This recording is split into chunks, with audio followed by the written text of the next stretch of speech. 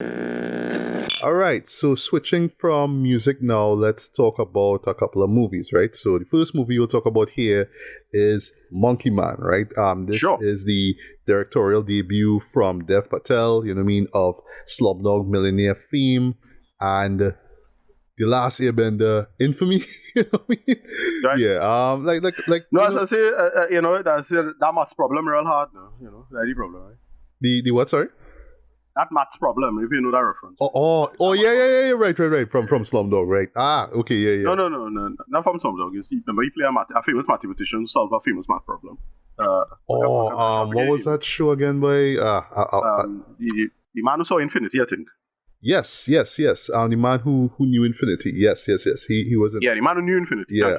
I have not seen that one. I'll admit, just to kick things off, I am not all too versed in Dev's filmography, right?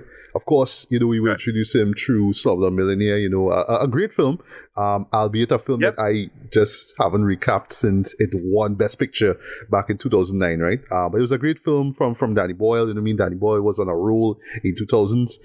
Although in my opinion, 127 hours is like tops Slumdog in my opinion, but maybe if I rewatched, I'll see. Right. But yeah. This was our introduction to Dev, right? As unfortunate that his follow-up to Slumdog was The Last Airbender, man, where he played Prince Zuko. Right. You know what I mean? Just a clearly unfocused film, though, and it's a waste of talent, though. And it like for me, I felt really bad for him, Dre, because I saw him in an Oscar-winning film like 2 years ago, right? And now he's in this trash, right?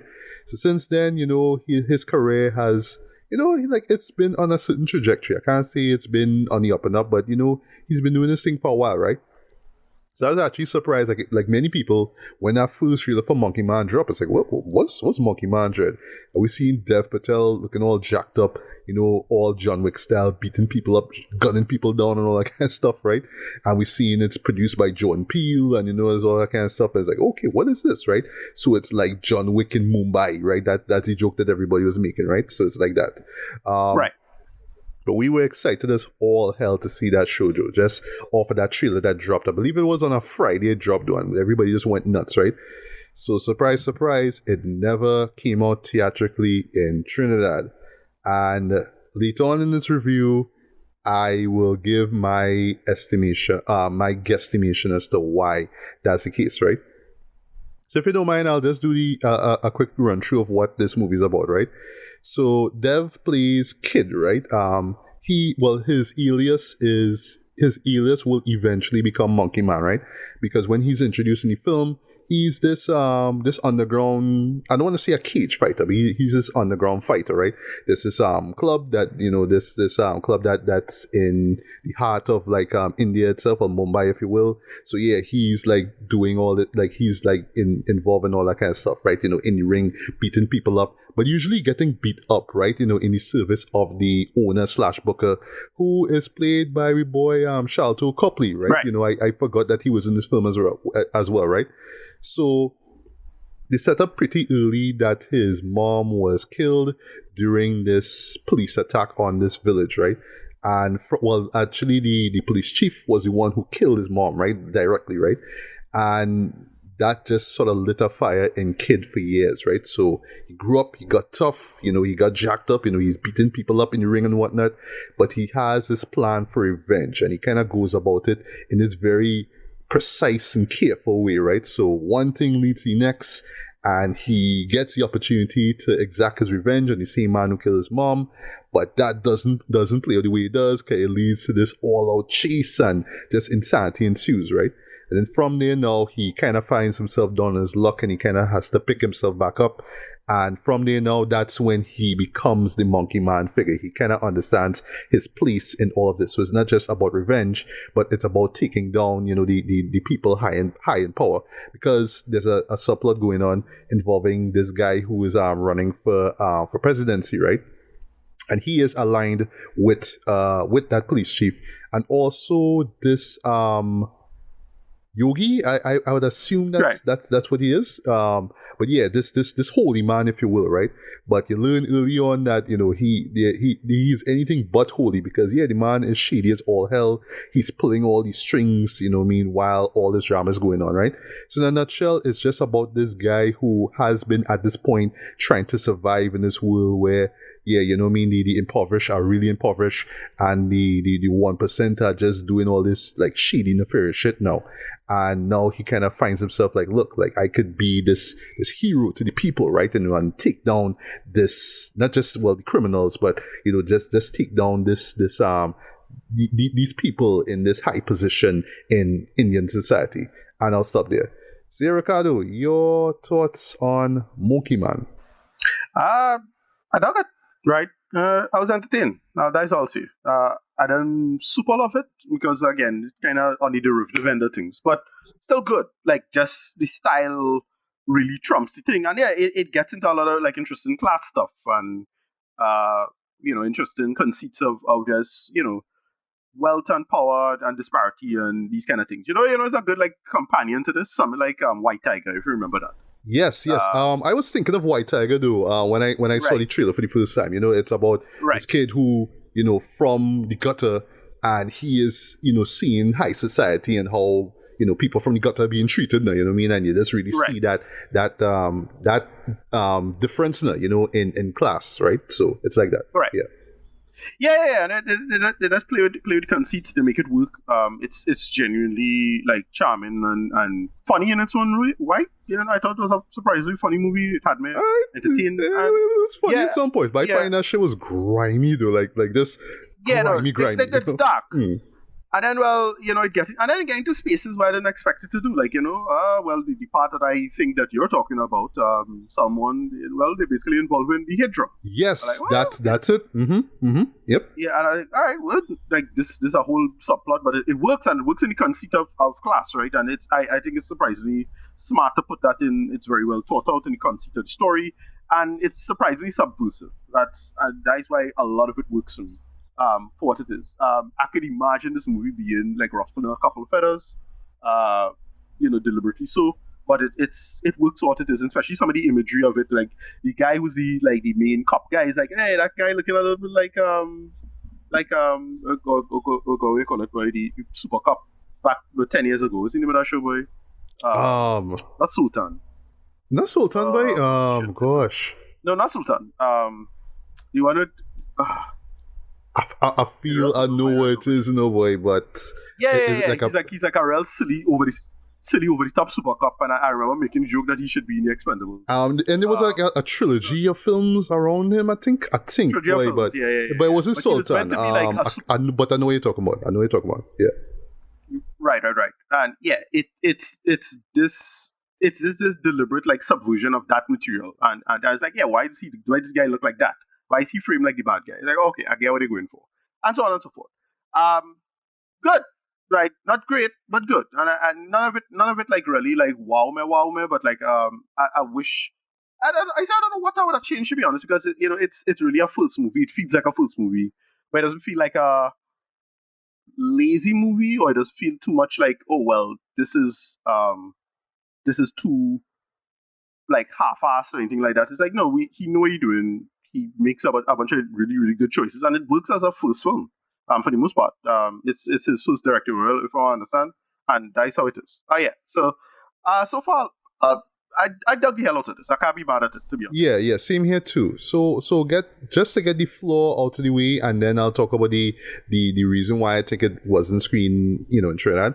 Right. So to get the flaw out of the way, what I felt really held the show back for me was the world building, right?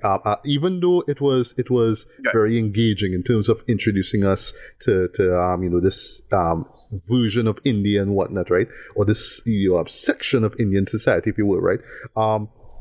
And for one thing, I love how unapologetically Indian this movie is, right? It never steps out of its borders or anything like that, right? It's all in India. It's Indian culture, music, all in your face. That's what it is, right? You're seeing society, you're seeing the upper class, lower class, all that stuff, right? And it works, right? But I felt like, it's building the story of Kid and his part of revenge, right? But it also wants to set up, okay, this is why this is why people of this class work here or do this, right? This is why we should hate this police chief. This is why this millionaire chick, there's also this rich millionaire who owns his club, and she doing some kind of shady prostitution stuff. So technically, she's a madam. So setting up that too, and you're seeing how the 1% live, or I should say, when they hang out in a certain nightclub that the millionaire owns, and all that stuff, and then they're doing this thing with the same holy man and what he's doing. And just to get out of the way, they kind of do the lazy thing where they rely on news reports to tell you, oh, this is what he's been accused of. So it's always like this news reporter saying, we've been hearing about this thing you've been doing with this. And he's saying, well, no, I'm not doing that, right? I felt that was kind of lazy in terms of just just setting up the villain. You know what I mean? You could have seen the villain in his element doing something bad, right? That's what we got with the police chief in a very uncomfortable but very effective moment, right? But you see how bad and why we should hate this guy in the first place. As far as the holy man goes, it just kind of hating how bad he is, and it's bad what he's doing, but you never really see it, right? You know what I mean? So it's like that. But it's just kind of throwing all this information at you while you're following the kid's story, right? And it at times it just kind of felt a little overwhelming. It's almost like I wish that I got all this information earlier, so the story could just kind of breathe and just kind of move naturally without having to stop and tell us, oh, this is another reason why we should hate this guy, and this is another thing that's going on, right? There's a subplot involving the elections. This slight spoiler. This almost take me out of the show because I felt it was so unrealistic, right? They have any elections in Diwali? Yeah, I can't remember. When I said, I was like, what? I can't remember that was a thing. No, because they say they have this countdown like 32 days until election, and they say this just so happens to be on Diwali, the Festival of Lights. I don't know if that's a thing. Elections during a religious holiday, bro. Like, come on, like. Yeah, I don't know if that was a bad thing. To be honest, I have no idea if that's a thing in India or not. Right. That's the problem. Well, I don't want to say that's a problem, but that's just an issue, right? Because one thing, and I have to commend the show for this, right? It is really introducing and reintroducing Indian culture to the world, right? So I do appreciate the incorporation of Diwali. It's just when you tell me elections and Diwali is on the same day, I'm like, how? Why? You know what I mean? It's weird, right? I also do like just the all right. So before I get to the stuff that I really do like, right? So as far as the issue, the reason why I feel it wasn't shown in Trinidad is with that Hijra community, right? I didn't expect that element to be in the film, right? And I would admit, I didn't really know much about that group. I just sort of watched the film and then I did a little research afterwards. I was like, oh, okay, that's where they are, right? So, right. But I kind of pick up on what was going on when they were introduced, right? But I imagine that if people, all right, so again, not trying to be some kind of conspiracy theorist, but I feel it would have thrown, local viewers off the wrong way, especially with the incorporation of religion. You know what I mean? It's always like, oh, right. You know what I mean? You can't be religious and be Hijra. You know what I mean? It's kind of like that. I feel that would have been the argument that would have sprung up from it, right? I don't know. I don't know one way. I don't know one way or the other, to be honest. Yeah, but because I'll close this. Yeah, but because it wasn't blatant. It wasn't in your face. It was just is these people, and you understand why. You understand why they're being persecuted and why they're hiding out and whatnot, and they help the character in terms of his redemption, if you will, right? But it wasn't like blatantly telling you who they were and why they being heated on and all that kind of stuff. You know what I mean? It's like I just sort of sat and thought about it while I was watching it. I was like, okay, I understand. But they shouldn't stop to explain, oh, this is why they're being feared and all that kind of stuff, right? So I would imagine even if they showed it here, people wouldn't have made a big deal about it, right? But some of them, I imagine, would just sort of see it and be like, wait, I didn't pay for this, you know what I mean? So in other words, it's not a big deal at all in the film, and I felt like just in terms of setting up the world of the film, I think it works. I think it absolutely works. Yeah, go on. The how they do it is pretty smart, all things considered, because it's a workable implication, and if you're familiar with that society, you'll be like, all right, yeah, I understand why people would, they would bring that conceit up for many people, and so on and so forth. Like that's why I don't have an issue with it, that it was actually like a really smart beat, because it's a good shorthand for downtrodden people. Yes. Given the narrative. Yeah, it's like, all right, good. I'll make it work. Singham, that's the fella name. Oh, Singham. Okay. That's the name of the film, or that's the name of the film, The right? cop is like, the guy is Super Cop. The character's name. Oh, okay. All right. That's the guy. That's who they base it on. Like, that is not that's how I know it from. Oh, all right. I got you. Yeah. So they making fun of Singham is like making a homage to Singham. That's how I see it. Right. Okay. And just last gripe that I have with the film, though. Yes, we know it's that sort of neo noir action vibe that we got with the John Wick series, right? But at times it could feel like it's kind of tonally all over the place, right? So it's to be expected from not just a directorial debut, but something as ambitious as this, right? Because I was actually amazed at how ambitious this movie was, right? In terms of the scope, in terms of just what was being touched on and all these kind of things. I was like, wow, okay, Dev, you go in real hard on this, right? But at times it could feel like, okay, we're doing John Wick. Okay, we're doing this show, we're doing Slumdog Millionaire, we're doing White Tiger, we're doing Ong Bak. Swear to God, those straight underground boxing club scenes is straight up Ong Bak, right down to the shady promoter coming out and announcing the combatants. That was Chateau Copley's character, though. That is straight up from Ong Bak, Chad. There's even a moment, Chad, swear to God, right, where a character get knocked down with one blow. I was like, dog, Tony Jaa do that in Ong Bak, though. Yeah. You do that, like, it's like that, right? Also with the in terms of the kid's backstory with the mom, I also got some Ong Bak vibes with it too. It's the guy from the village who finds himself in this city that is sinful and all these vices and all that kind of stuff, and is like a far cry from the sort of religious background that he had and all that kind of stuff, right? So yes, Dev is wearing his influences on his sleeve, right? So but to get to the positives now, I love how he makes those references his own, though. He makes it pure unabashedly Indian, right? You know what I mean? So yes, you will get fight scenes and shootouts and whatnot, but it's all set in India, right? You'll have men doing martial arts, but it's in India and like that, right? Dev really shines as kid, though. You know what I mean? He nailed the stoic look down. I made the joke that basically is what happened to Jamal. That was his character in Slumdog Millionaire. So this is like what happened to him after Slumdog Millionaire, right? Like he was just down on his luck, and he just decided he gonna go to this fight club and just start beating people up, and the story begins from there, right? But he rose to the occasion as kid, though, and I like that he wasn't just doing the pure stoic thing that Keanu Reeves did with the John Wick series, right? He brought a little bit of emotion to it, though. Like the man was hurt, he cried a little bit and whatnot.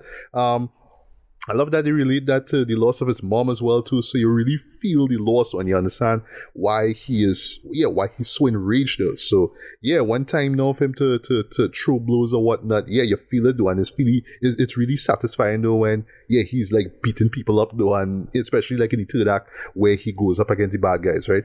That third act, by the way, is amazing, though. I felt like with all the issues that I had with the world building and all that, I felt like everything came together with that third act, though. It is so incredibly badass, to the point that there was like this death metal Indian song that I was hearing, and I never heard the song before in my life, and I was just doing this headbang thing. I was like, this is what we're about, though. I love all that, right? But I will say, though, that the build up, especially into the second act, though, kind of bumpy, but it works, right, for what it is. Even though much of my surprise, the sort of like surreal moments in the film, like I didn't expect that the show would have been a little surreal and trippy so often. It makes some sense. It makes some sense. Like the part where he open up his chest. That's meant to represent Hanuman. I was like, all right. Again, you're introducing Indian culture to the world, so you're doing that, though. But I didn't think he was gonna go like as far as that. But I was like, all right, okay. Monkey man. He's really the monkey. Again, ambition. I'm loving the ambition for this, right? Cinematography, very well done. You know what I mean? I love. It's very similar to to both Slumdog Millionaire and, well, especially White Tiger. It has sort of like that White Tiger feel to it, where like with the nocturnal scenes, all neon lit and whatnot, it's playing on the neo-noir aspect of things, right? And yeah, you really do see just how grimy this world is, though. One thing that I take away from this way, this place is grimy as hell, though, but I love it. I love that he went deep into that muck, though, into that dirt, and show you all that stuff, right? There's some really kick-ass action sequences, like, like one involving us, a fight scene that takes place in a brothel. That to me is one of the best scenes in the whole movie. I like that the movie is just like, yes, we're doing this. Are we making this grimy as all hell, though? There's a couple of fight scenes. Well, sorry, there's a fight scene in the elevator that was bloody as hell, and it absolutely works. Even the choice of songs too work for me, right? Even though, although we mentioned him earlier, I didn't expect to hear Rick Ross in this. I hear him, I was like, all right, I don't like the album, but that song was hard. Yeah, right. No, I expected to hear like all I was expecting is all the like South Asian and MENA like influences and samples for hip hop. So I was expecting to hear that. So well, which Slumdog Millionaire did a bit of. They didn't do a lot of it, but they did a bit of that. White Tiger did it too, because you heard Punjabi. Beware the Boys now, in that show. I remember that. Yeah. So it makes sense. It's a easy, call to make, with respect to that material. It's like, that didn't bother me, So, alright, they're making it work for what it is. And I can't be mad at any of this, to be honest. Well, a few things too, right? Shelter Copley, when he's there, but he's not like a prominent character in the film. But yeah, when he's there, he's like really shady as all hell, and he brought a few laughs out of me, though, and just how crass he was, it works, right?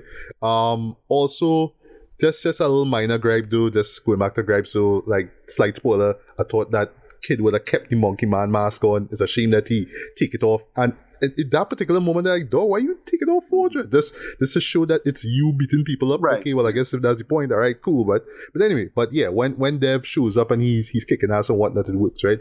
I do like also where it's where the Path of Revenge kind of sets up at first, where he thinks, I just had to just shoot this guy, right? But then the plan doesn't work, and then he realizes he had to rely on his own strength, his own his fists and whatnot, right? So I like that. It's a nice little twist on the John Wick premise, right? And also they even threw a really nice reference to John Wick. When I heard that, I was like, all right, okay, Dev, I see what you did there. I don't know where I don't know where that is. I missed that. No, well, that was the moment where he bought the gun. Okay, all right, okay. Yeah, a guy showed him the same actual gun that John used. He says, it's the same gun from John Wick, but it's just made from China, but it's the same gun. Okay. It's like, okay. I close my eyes and miss that one. Yeah, and he ended up just getting this traditional handgun. I was like, all right, okay, right. But I get why, you know what I mean? It's, okay, right up in here, blow, that's what it is. But because that plan didn't work and it led to this all-out chase, it's like, all right, I need to go back to my fist now. I need to beat people up. That's what I had to do, right? But yeah, that scene totally works as well, right? Also the action scenes, though, I love how they were handled, though. I love how frenetic and just hyper stylized they were, though, and just, the camera use, the movement, the camera, all that kind of stuff work. And yeah, again, Dev stepped to the occasion. The man was throwing blows, he was kicking ass. I really, really dug that, right? But yeah, as a whole, though, even though the world building was kind of, bumpy in some points, I really admired the ambition of the film, though, just in terms of just setting up this dark portrait of Indian society, right? But not in a way to say, India's this terrible place that you're not supposed to go to. But yeah, that stuff like this need to be addressed. And, I have to applaud Dev for just having the bravery to address this true, pretty standard, revenge action film, right? And it works, right?